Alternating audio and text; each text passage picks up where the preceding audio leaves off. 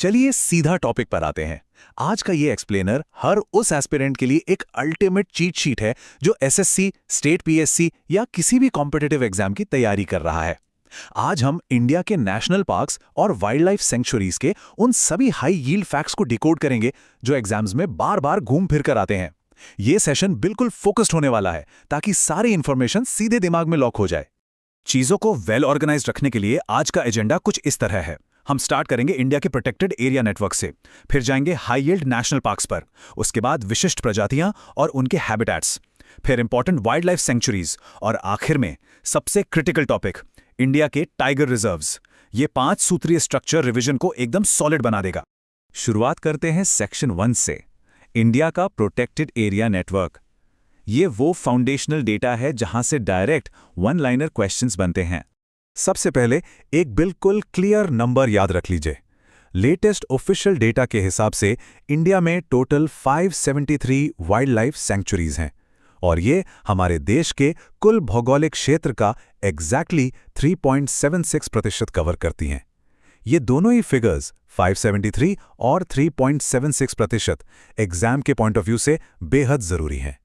अब एक basic conceptual difference clear कर लेते हैं जो एग्जाम में अक्सर ट्रिक कर सकता है।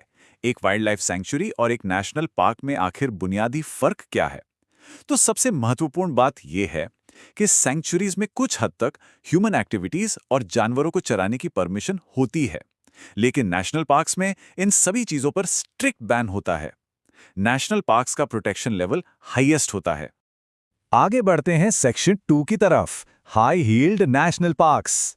चलिए उन पार्क्स को देखते हैं जो मल्टीपल चॉइस सवालों में सबसे ज्यादा रिपीट होते हैं। यहां पर कुछ स्पेसिफिक नोट्स हैं जो डायरेक्टली मार्क्स दिलाते हैं, जैसे कान्हा नेशनल पार्क। यह मध्य प्रदेश का सबसे बड़ा नेशनल पार्क है। अगर रणथंभौर की बात करें तो एग्जाम में इसकी बाउंड्रीज पर सवाल आते हैं। याद रखिएगा, रणथंभौर बनास और चंबल नदियों से घिरा हुआ है। नदियों के नाम अक्सर मैच द फॉलोइंग में पूछ लिए जाते हैं। अब इन 2 हाई यील्ड टारगेट्स को देखिए।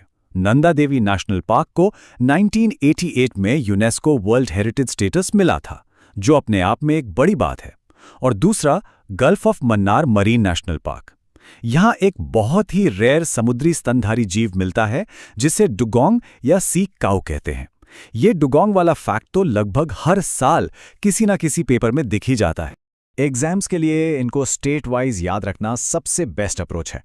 केरला को देखिए, वहां पेरियार है जो जंगली हाथियों के लिए फेमस है, और एराविकुलम और साइलेंट वैली भी वही हैं। वेस्ट बंगाल की तरफ चलते हैं तो वहां रॉयल बंगाल टाइगर का घर सुंदरबन तो है ही, लेकिन उसके अलावा न्योरा वैली, गुरुमारा और जल्दापारा भी है। इन सभी को वेस्ट बंगाल के अंडर ग्रुप करके याद कर लीजिए। स्टेट वाइज ग्रुपिंग को आगे बढ़ाते हैं उत्तराखंड और कर्नाटक पर। उत्तराखंड में है Jim Corbett, valley of flowers और गंगोत्री हैं। जिम कॉर्बेट तो बिल्कुल टिप ऑफ द टंग पर होना चाहिए क्योंकि ये 1936 में बना इंडिया का सबसे पुराना नेशनल पार्क है। और कर्नाटक में है बांदीपुर, नागरहोल जिसे राजीव गांधी नेशनल पार्क भी कहा जाता है, और बन्नेरघट्टा। अब आते हैं सेक्शन 3 पर, विशिष्ट प्रजातियां और उनके निवास स्थान। ये बड़ा इंटरेस्टिंग सेक्शन है जहां हम जानवरों को उनके होम पार्क्स के साथ मैप करेंगे। ये टेबल डायरेक्ट उन क्वेश्चंस की तरह है जो एग्जाम में मैच द पेयर्स फॉर्मेट में आते हैं। एशियाटिक लायन सीधा गिर नेशनल पार्क से जोड़िए। वन हॉर्न राइनो यानी एक सींग वाला गैंडा, इसका आंख बंद करके काजीरंगा लगा दीजिए। रॉयल बंगाल टाइगर का सीधा कनेक्शन सुंदरबन से है, और जंगली हाथियों के लिए पेरियार और बांदीपुर सबसे टॉप आंसर्स हैं। ये जोड़ियां दिमाग में एकदम छपी होनी चाहिए। चलिए एक क्विक एमसीक्यू से थोड़ी सी मेमोरी टेस्ट करते हैं। दुनिया का इकलौता फ्लोटिंग यानी तैरता हुआ नेशनल पार्क कौन सा है? ये एक ऐसा सवाल है जो पेपर सेट करने वालों का ऑल टाइम फेवरेट है। और बिल्कुल सही, इसका आंसर है कीबुल लामजाओ। ये मणिपुर में है। ये न सिर्फ दुनिया का इकलौता फ्लोटिंग नेशनल पार्क है, बल्कि अपनी एक और खासियत के लिए जाना जाता है। यहाँ फेमस डांसिंग डियर या संगाई पाया जाता है। ये एक ग्लोबल मार्वल है और गारंटीड मार्क्स दिलाने वाला टॉपिक। अब आते हैं कुछ ऐसी सेंचुरीज पर जो किसी एक पर्टिकुलर स्पीशीज के लिए एक्सक्लूसिवली जानी जाती हैं, जैसे इंडियन वाइल्ड एस या खुर। ये सिर्फ गुजरात के लिटिल रन ऑफ कच्छ में मिलता है। घड़ियाल और रिवर डॉल्फिन के लिए नेशनल चंबल सेंचुरी है जो एक्चुअली 3 राज्यों में फैली हुई है। और ग्रेट इंडियन बस्टर्ड का मेंशन हो तो सीधा राजस्थान के डेजर्ट नेशनल पार्क को मार्क करना है। सेक्शन 4 महत्वपूर्ण वाइल्ड लाइफ सेंचुरीज।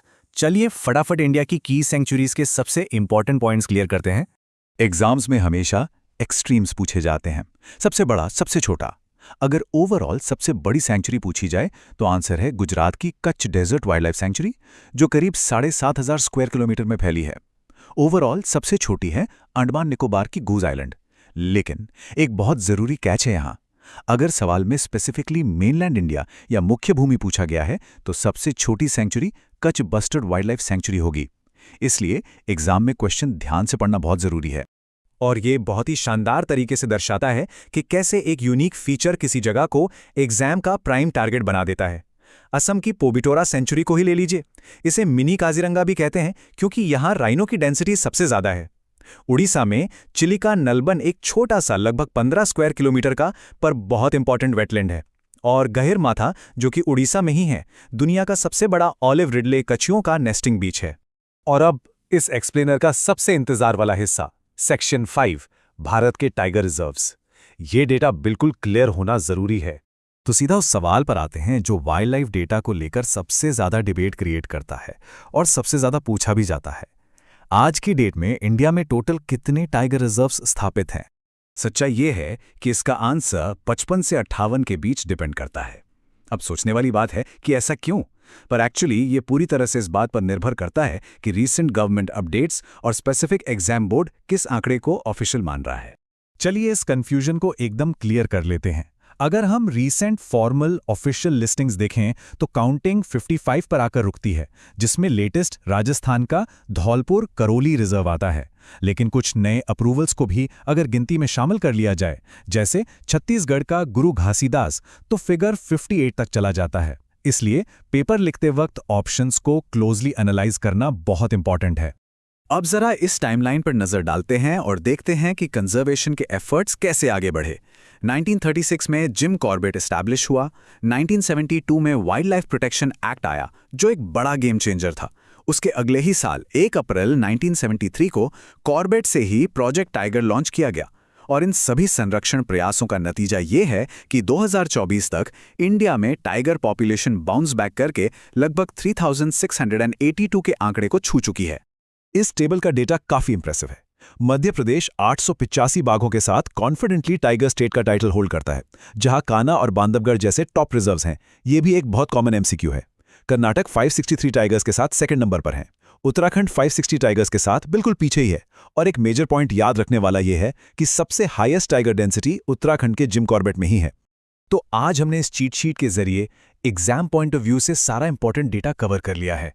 पर जाने से पहले एक सोचने वाला सवाल, जब इतनी सारी कैटेगरीज आपस में ओवरलैप होती हैं, मतलब एक जगह नेशनल पार्क भी है और वही जगह टाइगर रिजर्व भी, तो फाइनल रिवीजन के वक्त नोट्स को कैसे स्ट्रक्चर किया जाए ताकि एग्जाम हॉल में जीरो कंफ्यूजन हो। इस स्ट्रक्चर्ड अप्रोच को अपनी बाकी पढ़ाई में भी जरूर ट्राई कीजिएगा। आज के एक्सप्लेनर में बस इतना ही। पढ़ते रहिए और अपनी तैयारी को स्ट्रांग रखिए।